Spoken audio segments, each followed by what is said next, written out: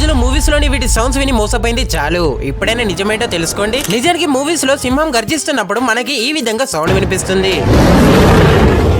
కానీ రియాలిటీలో అది నిజం కానే కాదు. ఎందుకంటే అది సౌండ్ ఎఫెక్ట్ మాత్రమే. డౌట్ ఉంటే మీరే వినండి.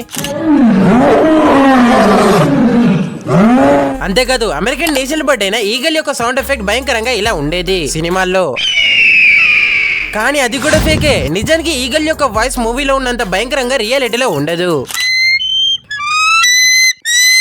ఎంతైనా రియాలిటీలో కంటే మూవీస్ లోని సౌండ్ ఎఫెక్ట్సే బెస్ట్ అనుకుంటా.